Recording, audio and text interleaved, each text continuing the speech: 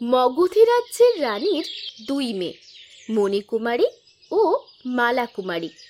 একজন ছিল ফর্সা, আরেকজন ছিল কালো।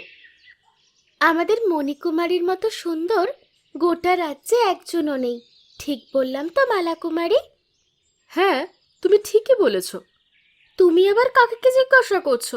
যে সুন্দর জিনিসটা কি তাই জানে না? আমি জানি তুমি কথাটা আমাকেই বলেছ, কিন্তু শুধু ভালো দেখতে হলেই কি সুন্দর হওয়া যায়? মন থেকে সুন্দর হওয়াটাই তো আসল। আমাদের মালাকুমারী একদম ঠিক কথা বলেছে। আর মনের দিক থেকেও তুমি খুব ভালো। কি বলো সবাই? হ্যাঁ হ্যাঁ, একদম একদম ঠিক। মণিকুমারী তার শুনে রেগে যায়। মণিকুমারীকে সবাই খুব একটা পছন্দ করতো না। শুধুমাত্র একজন সখী বাদ দিয়ে সে সব সময় মণিকুমারীকে রানী ও মালাকুমারীর ব্যাপারে খারাপ কথা বলতো। মালাকুমারী তার কথার জালে সবাইকে বশ করে রেখেছে। এভাবে চললে আপনার রানী হওয়ার স্বপ্ন কিন্তু স্বপ্নই থেকে যাবে। ঠিকই বলেছ, কিন্তু মালাকে পথ থেকে সরাবো কি করে? তোমার কাছে কোনো উপায় আছে? তখন সেই সখী এগিয়ে এসে মণিকুমারীর কানে ফিসফিস করে কি যেন একটা বলতে থাকে। তা শুনে মণিকুমারী খুব খুশি হয়। পরের দিন মণি ও মালাকুমারী পাহাড়ের জঙ্গলে ঘুরতে বের হয়। তাদের সঙ্গে সেই দুষ্টু সখীও ছিল। হঠাৎ মণিকুমারী সেখান থেকে গায়েব হয়ে যায়। বড় রাজকুমারী কোথায়? তাকে তো দেখা যাচ্ছে না। এইমাত্রই তো আমাদের সাথে ছিল, কোথায় গেল সে? আপনি এখানে অপেক্ষা করুন, আমি দেখছি রাজকুমারীকে কোথায় খুঁজে পাওয়া যায়। এই বলে সখী সেখান থেকে চলে যায়। কিছুক্ষণ পর দূরে সখীর চেল্লানোর আওয়াজ আসে, আর আওয়াজের মধ্যে ছিল ভয়ঙ্কর আতঙ্ক।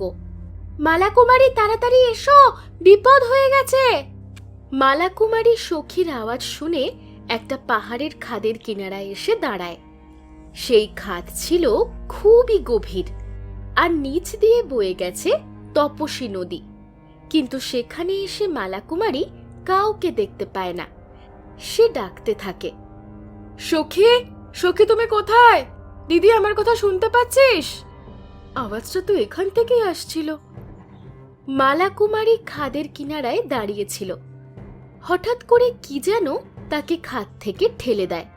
সে ওড়ার অনেক চেষ্টা করে, কিন্তু এত দ্রুত বেগে নিচে পড়েছিল যে তার ডানা কোনো কাজই দেয় না। যাক, আপদটা চলে গেছে। এরপর আমাকে রানী হওয়া থেকে কেউ আটকাতে পারবে না, কেউ না। কি, আসল কাজটা যে আমাদের এখনো বাকি। হ্যাঁ, চলো তাড়াতাড়ি রাজমহলে যাওয়া যাক। মা, মা, সর্বনাশ হয়ে গেছে গো মা। কি হলো? তোরা কাঁদছিস কেন? আমরা পাহাড়ে ঘুরতে গেছিলাম, কিন্তু হঠাৎ করে মালাকুমারী পা পিছলে খাদ থেকে নিচে নদীতে পড়ে যায়। কি বলছিস তোরা? এখন আমি কি করে? হ্যাঁ হ্যাঁ, তাড়াতাড়ি জলপরীদের খবর দাও, তারা যেন এক্ষুনি মালাকুমারীকে খোঁজ শুরু করে। মহারানী, সখীগণ ও রাজ্যের সৈন্যরা নদীর পাড়ে এসে গভীর আগ্রহে নদীর দিকে তাকিয়ে থাকে।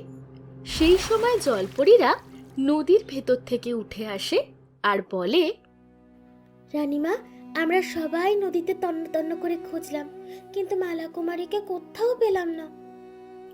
এইটা শোনা মাত্রই মহারানী ও অন্যান্য সখীরা কান্নায় ভেঙে পড়ে। ফিরে আয় মালা, ফিরে আয়, আমাদের ছেড়ে তুই এভাবে যেতে পারিস না। মালাকুমারীকে হারানোর শোকে মহারানী অসুস্থ হয়ে বিছানাগত হন। কিরকম আদিক্ষেতা, ঢং দেখলে আর বাঁচা যায় না। ওইদিকে রানী শোকে বিছানাগত, আর রাজ্যের প্রজারা শুধু মালাকুমারী মালাকুমারী করে যাচ্ছে। রাজকুমারী, এই তো উত্তম সময় আপনার রানী হওয়ার। মানে, কি বলতে চাইছিস তুই? আপনি বড়মার কাছে যান আর বলুন মহারানীর অসুস্থতার জন্য সমস্ত রাজ্য ভেঙে পড়েছে।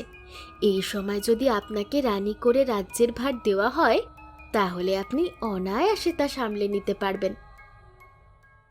মণিকুমারী নিজেকে রানী করার কথা বড়মাকে বলে। তোমার বোনের 3 দিন হলো কোনো খোঁজ পাওয়া যাচ্ছে না, আর তুমি এখন থেকে রানী হওয়ার স্বপ্ন দেখছো? আরে আরে, আপনি আমাকে ভুল ভাবছেন। আমি রানী হবার জন্য বলছি না। রাজ্য অচল হয়ে পড়েছে, খেয়াল করুন। আপনি যদি আমাকে রানী করতে ইচ্ছুক না হন, আমার তাতে কোনো আপত্তি নেই। মণিকুমারী নিজের কথা বলে চলে যায়। তারপরেই বড় মা মহারানীর কক্ষে প্রবেশ করেন। মহারানী, এক গুরুত্বপূর্ণ কথা তোমায় বলতে এসেছি। হ্যাঁ বড় মা, বলুন। এটা খুবই দুশ্চিন্তার সময়। রাজ্য পুরো ভেঙে পড়েছে। আপনি যদি অনুমতি দেন, তাহলে নতুন রানী নির্বাচন করে রাজ্যের ভার দেওয়া যেতে পারে। আমি আজ পর্যন্ত যা সিদ্ধান্ত নিয়েছি তা আপনার অনুমতি নিয়েই নিয়েছি। রানী নির্ণয় করার সিদ্ধান্ত আমি আপনার ওপরেই ছেড়ে দিলাম। তাহলে ঠিক আছে, আগামী রবিবার তপসী নদীর ধারে নতুন মহারানীর রাজ্য অভিষেক হবে। শুনুন শুনুন রাজ্যবাসী, আমরা পাবো নতুন মহারানী।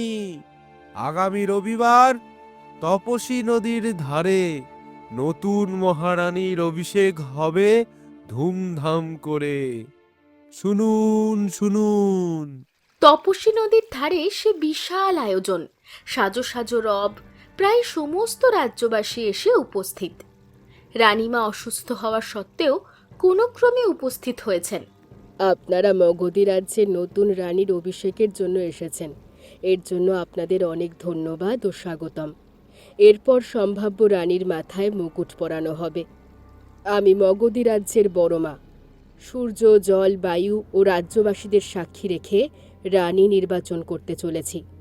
আজ থেকে মগধী রাজ্যের রানী হবে মালা কুমারী। বড়মার কথা শোনা মাত্রই রাজ্যবাসীদের মধ্যে হইচই শুরু হয়ে যায়। কি বলছেন বড় মা? মালা কুমারী? আপনার কোথাও ভুল হচ্ছে। আপনি মণিকুমারী বলতে গিয়ে মালা কুমারী বলে ফেলেছেন। আমি আজ পর্যন্ত কোনো ভুল করিনি, আজও করছি না। মালা কুমারীকে নিয়ে এসো। ঠিক তখনই নদীর ভেতর থেকে জলপরীরা মালা কুমারীকে নিয়ে উঠে আসে।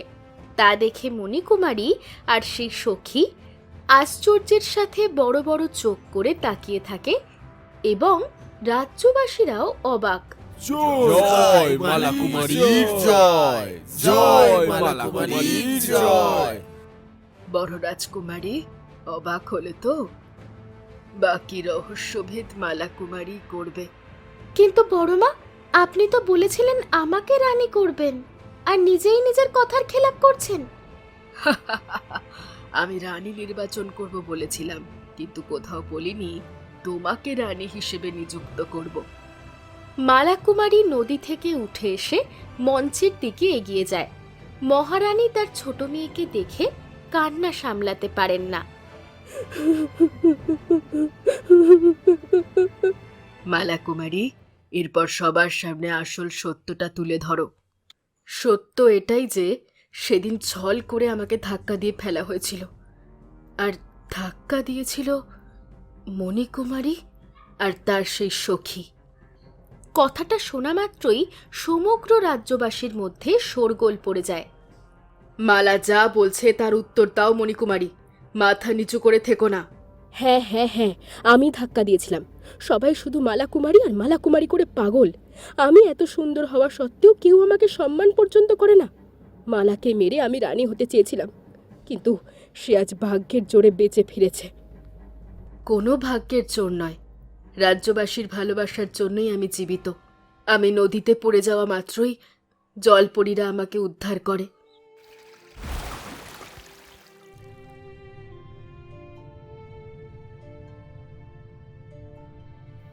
রাজকুমারী, তাড়াতাড়ি চলুন। মহারানী আপনাকে উদ্ধার করার দায়িত্ব আমাদের উপর দিয়েছেন। মহারানী ও রাজ্যবাসী সবাই আপনার জন্য খুব চিন্তিত। আমার একটা সামান্য অনুরোধ রাখবে তোমরা? অনুরোধ কেন বলছেন? আদেশ করুন। আমার জীবিত হওয়ার সংবাদটা লুকিয়ে রাখো। একমাত্র বড় মাকে তোমরা জানিও।